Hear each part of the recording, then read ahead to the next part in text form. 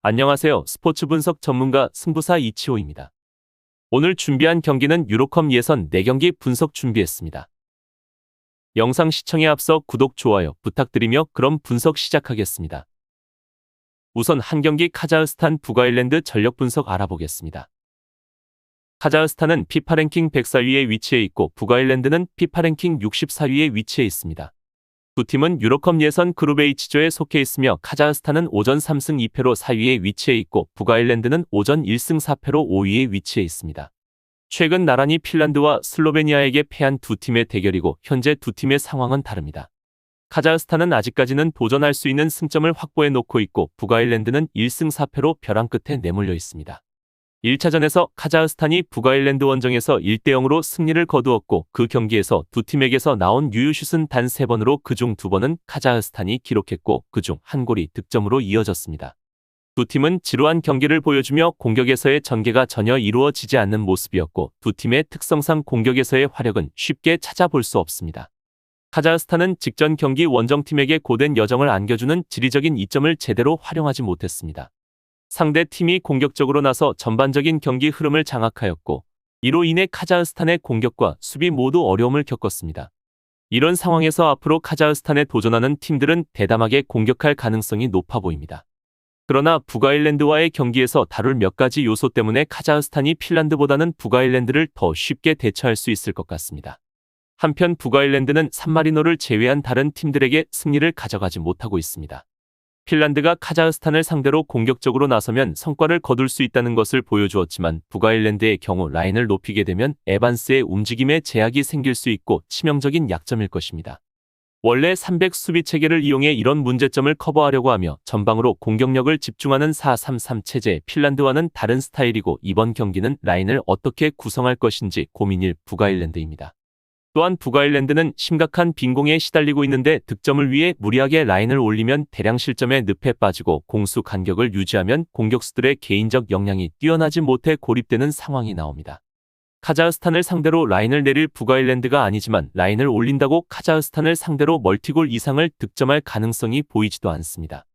또한 더욱이 원정에서는 더더욱 약세가 더 도드라져 보이는 북아일랜드이고 이번 경기 득점을 기록할 수 있을지는 미지수입니다. 결론을 말씀드리면 이전에 카자흐스탄 원정에서 어려움을 겪었던 팀들이 공격적으로 나서 승부를 결정짓는 모습을 볼 수 있을 것입니다. 이런 상황에서 북아일랜드의 수비 기동력 문제가 수비 라인에 영향을 미칠 가능성이 큽니다. 다만 이번에 북아일랜드는 1차전에 보여주었던 전술의 형태를 바꿔 공격적으로 나설 가능성도 존재해 보입니다. 만약 북아일랜드가 전방 압박을 가해 라인을 올려 핀란드가 운영했던 방식을 구사한다면 카자흐스탄을 상대로 좋은 모습을 보여줄 가능성도 있지만 반대로 치명적 약점이 될 수도 있을 것입니다. 그렇지만 이번 경기는 조금 더 모험적인 전술을 구사할 북아일랜드가 유리해 보이는 경기입니다. 다음으로 두 경기 핀란드 덴마크 경기 전력 분석 알아보겠습니다. 핀란드는 피파 랭킹 55위에 위치해 있고 덴마크는 피파 랭킹 19위에 위치해 있습니다. 두 팀은 현재 유로컵 예선 그룹 H조에 속해 있는데 핀란드는 오전 4승 1패로 1위에 위치해 있고 덴마크는 오전 3승 1무 1패로 2위에 위치해 있습니다. 핀란드와 덴마크는 지난 대결에서 덴마크의 라스무스 헤이룬의 해트트릭으로 덴마크가 3대1로 승리하였습니다. 덴마크가 현재 조 1위 핀란드를 추격 중인데 핀란드가 당한 유일한 1패가 덴마크전이었던 만큼 핀란드에게는 덴마크전 패배가 많이 아쉬운 상황입니다. 이번에 홈과 원정이 바뀌어 2차전을 이어가는데 덴마크는 22년 6월 이후 원정에서의 승리가 없는 상황인데 핀란드는 이번 대회 홈에서 모두 승리를 거두었고 단 1실점도 헌납하지 않으며 좋은 분위기를 홈에서 보여주고 있습니다. 다만 핀란드는 홈에서 벌어지는 경기이기는 하지만 체력적으로는 우위를 잡기 어려울 수 있습니다. 핀란드가 카자흐스탄에서 핀란드로 가는 여정을 치러야 하는 반면 덴마크는 홈에서 경기를 치르고 가까운 핀란드로 이동하는 일정이기 때문에 홈팀의 이점이 완벽하지는 않다는 점입니다. 일단 카자흐스탄을 상대로 원정 승리를 거둔 것은 잘한 일이기는 하지만 공격적인 플레이를 했다고 하기에는 1대0 스코어는 많이 아쉬운 것이 사실이기는 합니다. 덴마크는 직전 경기 산마리노를 4대0으로 제압했는데 사실 전력 차이를 감안하면 당연했던 일이었습니다. 다만 4골이라는 골을 넣었음에도 득점력 감소에 대한 아쉬움은 여전한 상태입니다.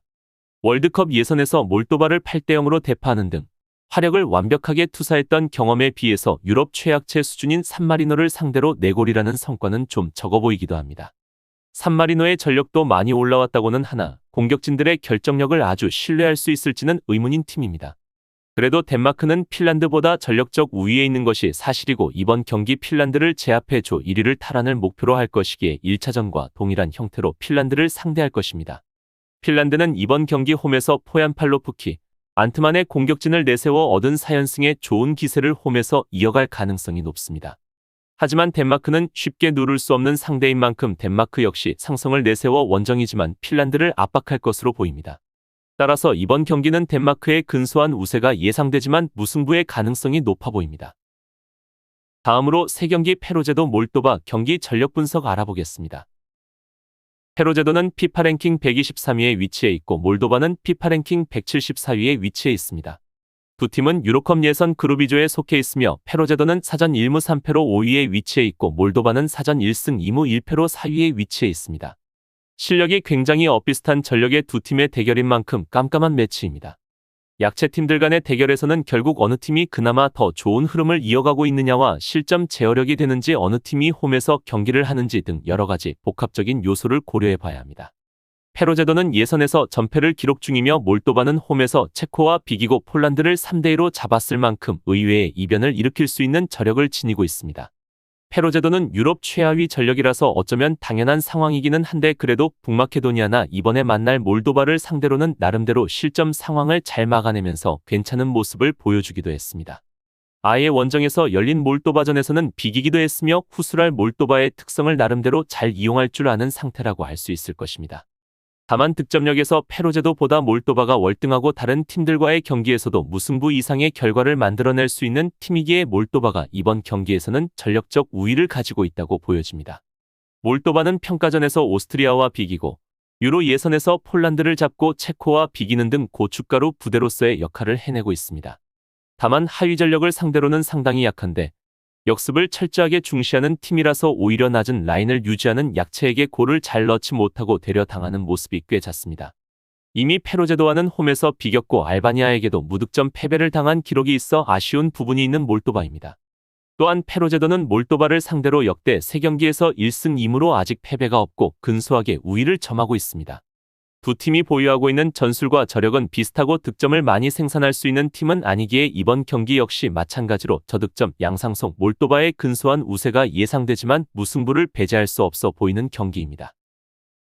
다음으로 4경기 아일랜드 네덜란드 경기 전력 분석 알아보겠습니다. 아일랜드는 피파 랭킹 53위에 위치해 있고 네덜란드는 피파 랭킹 7위에 위치해 있습니다. 두 팀은 유로컵 예선 그룹 B조에 속해 있으며 아일랜드는 사전 1승 3패로 4위에 위치해 있고 네덜란드는 3전 2승 1패로 2위에 위치해 있습니다. 네덜란드는 지난 그리스와의 경기에서 전반 이른 시간에 3점 차의 승부를 내고 후반전에는 리스크를 최소화하며 승리를 굳혔습니다. 최약체 지브롤터를 이긴 것 외에는 모든 경기를 패한 아일랜드와 대조적인 상황입니다. 프랑스에게 무려 25번의 슈팅을 허용할 만큼 프랑스에게 공간을 허용한 아일랜드가 전진성 강한 네덜란드의 높은 라인에 압박당할 가능성이 높습니다. 수비력에서는 한때 짠물 축구로 불렸던 아일랜드지만 결국은 실점을 하고 패배를 하는 흐름이 이어지고 있습니다. 대량 실점만 막는 정도의 실점 억제력으로는 네덜란드에게 먼저 실점을 허용한다면 추가 실점의 위험도 있고 공수전환을 아일랜드가 막아내는데 어려움이 있을 것으로 보입니다.